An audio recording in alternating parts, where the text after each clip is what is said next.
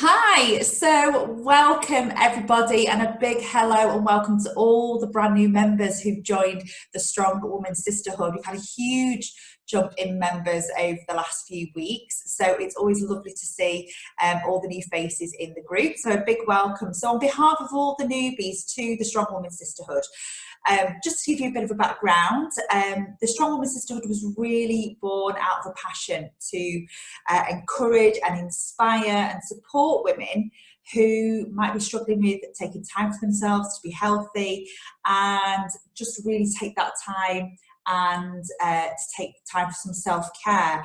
And one of the things that I really kind of wanted to consolidate when I was thinking about this, was a bit of a mantra. And that mantra was think stronger, eat better and get fitter.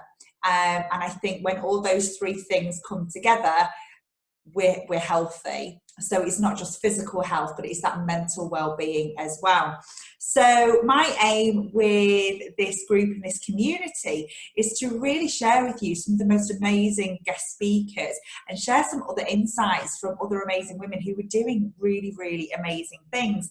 And that is what the Sisterhood Live is all about, and these interviews are all about, that hopefully we can provide some additional value for you and resonate with you. And it's always nice to hear from other women in the group who are doing fantastic things as well. So we've had some amazing speakers in the group, and obviously the aim is that we can share some self-care tips with you and inspire you to take that time for yourself on a regular, if not daily basis. So tonight I am really, really excited to speak with the amazing Beth Penfold from One and Only You.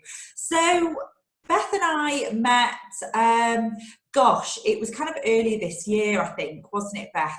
It was at a lovely event organised by Tor Coupe from Mums in Mind, and we were at it was like a photo shoot, wasn't it? Yeah, it was for her lovely magazine. Yeah, for the digital magazine Mums in Mind. So if you've not heard of Mums in Mind, please, feel free to go and check them out. Tor's doing some great work in terms of supporting mums finding their confidence after they've had little ones. So please do go and check her out. But we met, it was at a photo shoot, so we were there kind of having our makeup done. It was all a bit surreal, really. We're having our makeup done, there was a photographer. It all felt really, really quite glamorous. So that's where Beth and I met, and we've kind of kept in touch over the course of the last few months, and then actually got to have a coffee not long ago. And you just strike with rapport with somebody. I feel like we're sitting here for hours. And I feel like we just kind of scratch the surface into some of the things that we've got in common. And I've sat and chatted all day, really. Had my daughter not been running around, but so it was obviously, I was going to ask Beth to come and share some of her amazing experiences and insights with us, really. So just to give you a brief introduction, this lady's had lots of hats. So let me get this right: teacher, youth worker, HR manager, stint in politics, and now you are a coach, trainer and inspirational speaker. Hopefully I didn't miss anything out. A busy mum of three. She's got really quite an amazing story. An abuse survivor, overcome depression and anxiety, and I'm sure we'll kind of touch on some of these things tonight. But a huge thank you, Beth, and welcome, and thank you for giving me time tonight. It's much appreciated. Thank you. Thanks. It's really great to be here. Hi, everyone. Oh, great. So I'm going to dive right in, Beth, because I really want to protect your time tonight. So just first, I've touched on quite a bit there about you, I suppose, really, but can you kind of put some meat on the bones and tell us a little bit about yourself and kind of put all of that into some context as to why you do what you do and how you've come to be where you are? Yeah, sure. As you say, I had a difficult, abusive childhood, and that left me with depression and anxiety. And I spent many decades really coping with that, having therapy to deal with the past and to heal from that. But I was still left with the anxiety and depression and some of the beliefs that I had about myself, negative beliefs. So it was really only when I discovered something called neuro-linguistic programming that I was able to change those beliefs in my mind at a very deep level. And that allowed me not just to be able to maintain anxiety and depression healthily for the rest of my life, but actually to become free of it. I'd always, as you say, worked in sort of careers where I was teaching people or training people or just generally empowering people and motivating them. That was always my favorite part of any job that I did, was sharing a new concept and watching the light come on in someone's eyes, and then going, oh, so I could do this, or oh, that's possible now. That just never gets old for me. So when we moved here a few years ago from Oxford, it was difficult to find a part-time job. So I did what a lot of us mumpreneurs do with 3 kids. You know, I've set up on my own doing the thing I love, which is empowering women. I'm a feminist too, so yeah. Fantastic.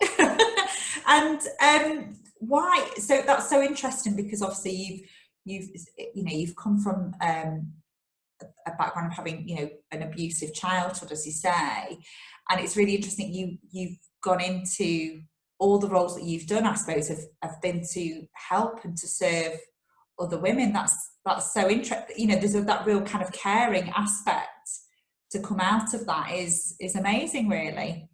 Do you think that was always going to be, do you think that was inevitable, or was, you know, how did that come to happen?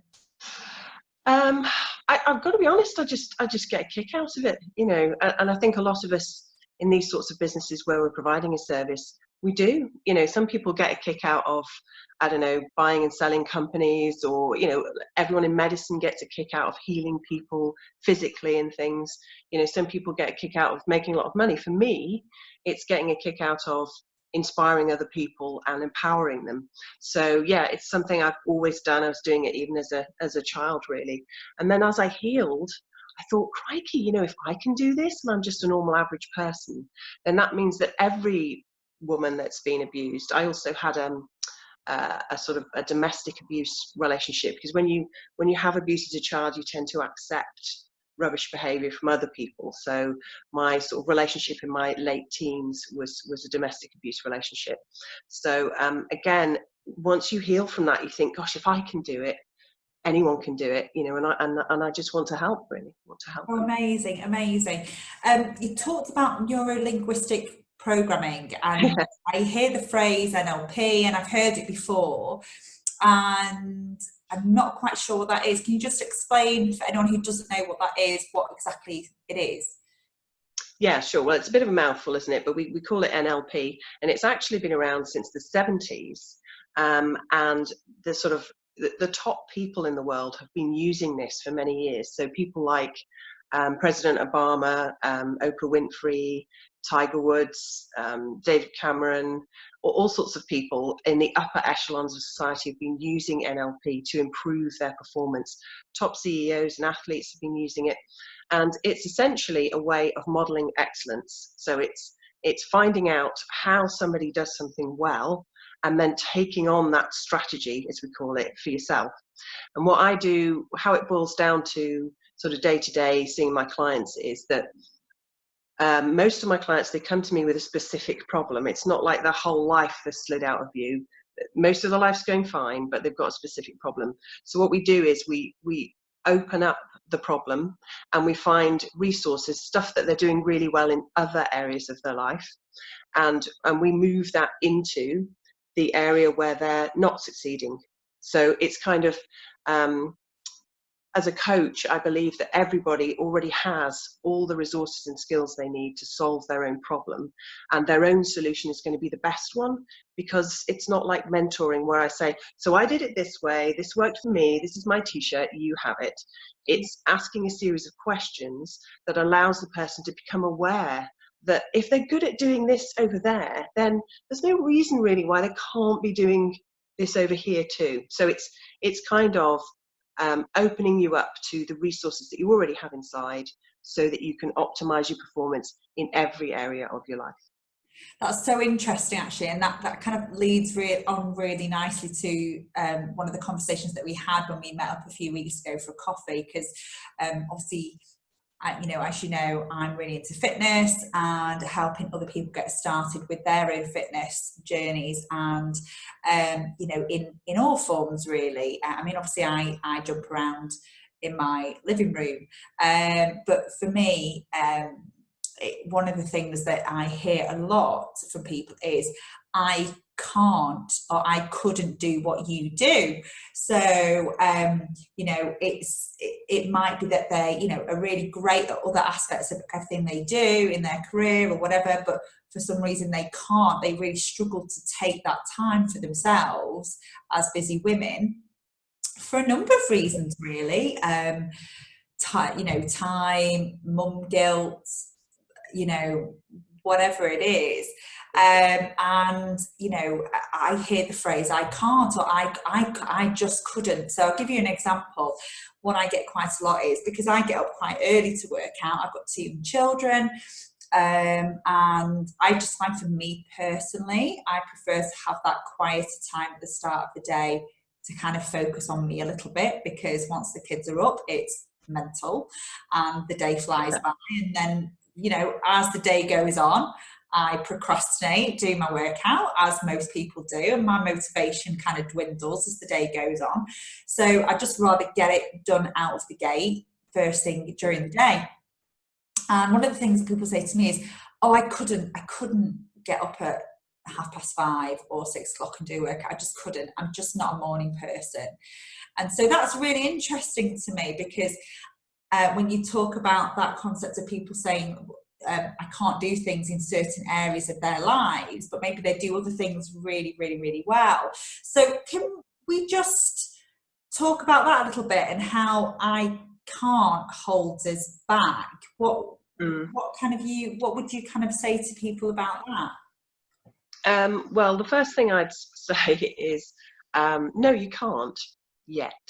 You know, yet's a really powerful word, and that immediately opens the whole thing up to possibility, because you know, obviously there are certain things we absolutely couldn't do, but I doubt I could be an astronaut at this time of my life at nearly 50. But you know, otherwise quite a lot of stuff is possible. So that's what I'd say first. And I ask questions like, coaching's all about asking slightly annoying questions. I would ask, okay, so you can't. What would it look like if you could? You know, and start to get them thinking about the alternative scenario. Because once you have a negative belief, so their negative belief is, I couldn't get up at 6 a.m. and work out, then they never think any more about it. They've made that decision, they've got that belief, they never bother to question it, because it's just not an efficient use of energy, really, when you get down to it. So it's starting to question that, and challenge the beliefs that way, really. That's so interesting. So that's that kind of visualization piece. Mm-hmm. And yeah, and do you know what it is? Because I have to be really honest, and I'm using the example of getting up early in the morning, because it's one that, you know, people say to me quite often, actually. Yeah. And I never used to be a morning person. I used to be a night owl, so I would go to bed late, 11 o'clock, midnight, and I couldn't get out of bed, you know, at 5:30, 5 o'clock if you paid me. It was obviously I've not had enough sleep.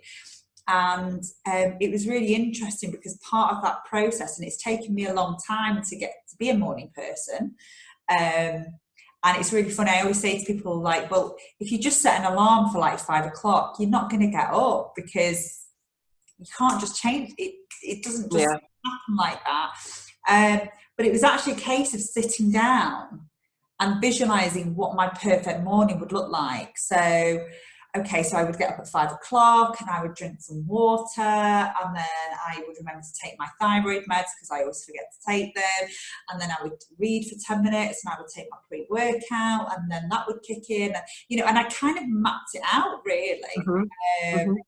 And I quite enjoyed that, because it's like, in a perfect world, this is what my morning would look like. Some days that happens. Quite often it doesn't. I do get out of bed, but quite often it doesn't always happen that way. But it then gave me a bit of a framework of thinking, okay, well, this is what I would like it to look like. So it is possible, and it becomes possible then, doesn't it? Absolutely. And what you did importantly there was you generated some positive feelings about being a morning person by thinking about what your ideal morning would be. Because if your unconscious mind thinks that getting up at 5 a.m. is going to hurt, it's going to hurt real bad, then there's no way your body's going to do it. It's not going to do it, you know, because your unconscious mind, which is the most powerful part of your brain, is all about keeping you away from pain and moving you towards pleasure. That's how we've lasted as a species so effectively, by doing that. So what you did there was generate some feelings of pleasure around an alternative belief, you know, and that definitely will have helped your process. So that was great that you did that. The other thing is the linguistic part of neuro-linguistic programming is the words we use. You know, we do label ourselves. I'm not a morning person.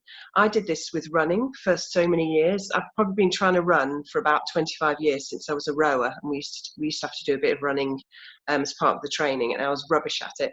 But then I did dance as part of my degree, so I had the fitness, I had the strength, but I just kept saying, "Oh, I'm not a runner. You know, I'm not a runner," and I gave myself that label. So therefore, I wasn't a runner. I was rubbish at it. And it was only since I've learnt NLP that I've been able to start running.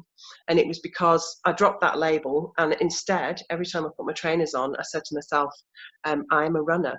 I love running, and running is easy. And guess what? So, you know, pretty much a year on, you know, I am a runner. I love running, and running is easy. And so, like, for me, like, when you started saying those words at first, did it fit? Like, that must feel quite unnatural, because you think in the back of your mind you're thinking, okay, I'm not really a runner, but I'm going through the motions with these words. Like, at what point did you feel like, okay, were you in that headspace from the get-go, or did it take you a while to get into that headspace? Well, so what I did was I did what I said earlier of moving something that I do really well into this area. So I said to myself, right, you can dance for hours. You know you've done dance. You've got strong thighs. You can walk for miles. So there's no reason that you can't combine those simple movements to run along, you know, and the only thing that's stopping you is that you believe you can't.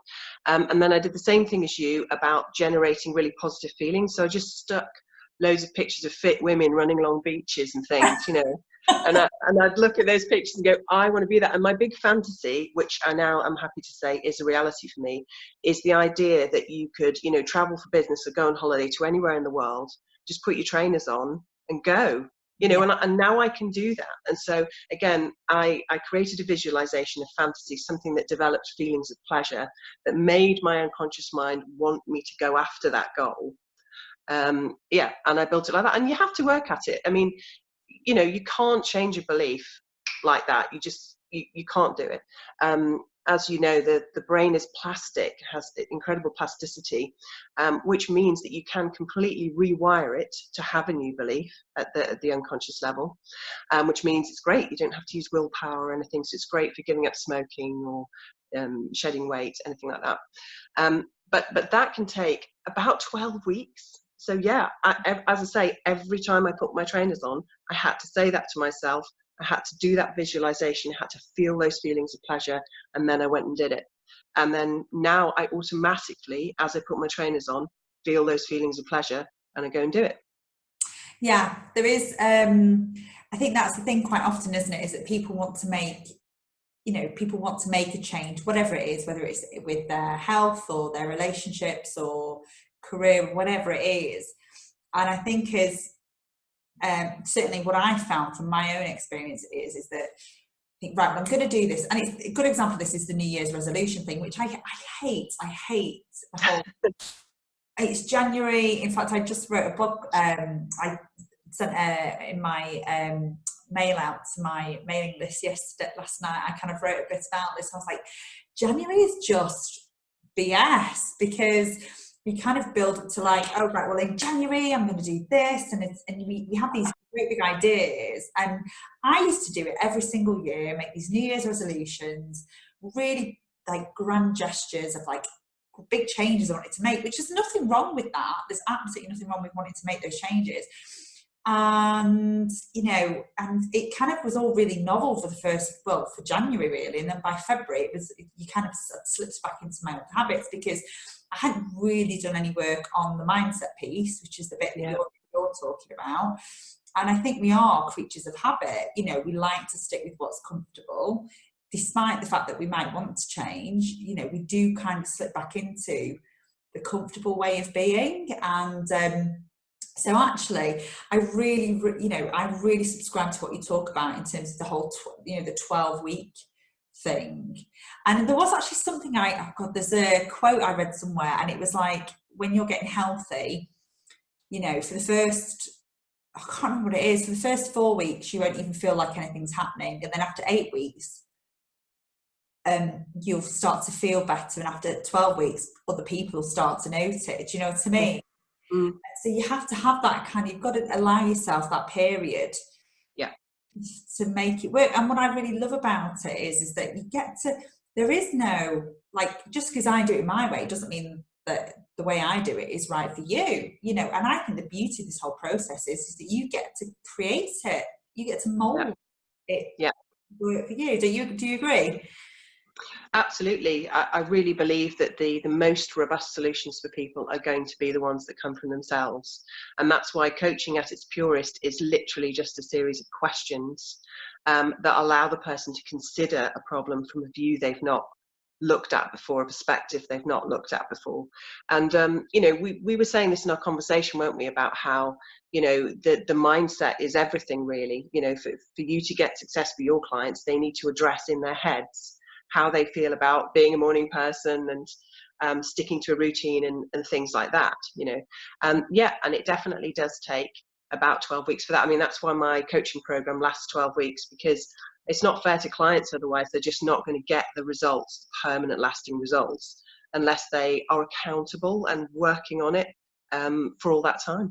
So it is an effort, like anything. It's, if you want a six-pack, you go to the gym once and then you're like, hey, why haven't I got a six-pack? It's exactly the same with your mind. I ripped you. So it's exactly the same with your mind. Is you have to do a daily workout with your mind to change your mindset, and you will see the results. You will get a mental six-pack.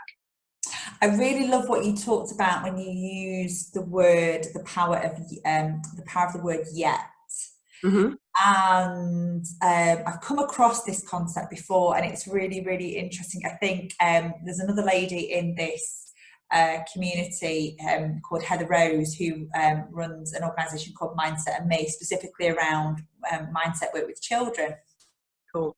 And she talks about the power of the word yet. And it's one of those things that, because it's so easy, isn't it, to say, I can't do that. I can't run. I can't go running. I'm not a running person. I can't do a workout program. I can't, I can't eat healthy all the time. And I think adding the word yet at the end, it kind of just takes that pressure off. Because I think actually, like, in a good way, not kind of like says, okay, well, like, it means you get to like not put the work in, but it just gives you that little bit of freedom to say, well, it's okay to like spend time working it out, and it's okay to not be that way all the time. Yeah, exactly. We all, we all have to learn stuff. We can't be fantastic at it straight away, and we all have to make mistakes and fall over and start again. And so, that's absolutely key to it. And I also get my clients to choose an alternative word than can't. So can't yet, that's stage one. But then I might move them to, but could you, so I could at some point do this, or I might do it, so again, it's just building that possibility, because the words we say to ourselves, it's like the Henry Ford quote, isn't it? Whatever you think you can do or think you can't do, you're right. Yeah, so if you're saying you can't do it, then you won't be able to do it, because you're telling yourself, you're giving your brain an instruction. I cannot do that. So your brain will go, oh, great. Well, why waste the resources trying to do that then? Fine. Thanks for sorting that out. So as soon as you start changing the linguistics, then, as you say, possibility comes in. Amazing. So I suppose just to kind of round up, because we've covered off some really lovely pieces of information there. What would be, if you had kind of like your top 3 tips for starting to overcome the concept of I can't? Mm-hmm. What would those tips be? Okay, well, so the first one is definitely yet, okay? And the second one is to consider what could looks like, right? What the opposite of it looks like. So again, using visualization, it's not just feelings of pleasure, but it's using your sight and using your hearing to create a really powerful vision of what the opposite might look like, okay?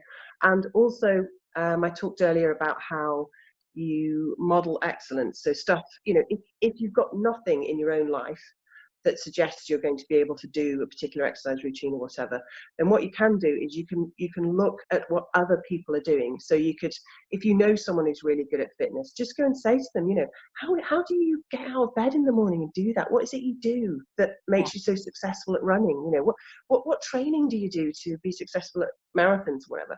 And just ask people who are successful at it, who you think are role models.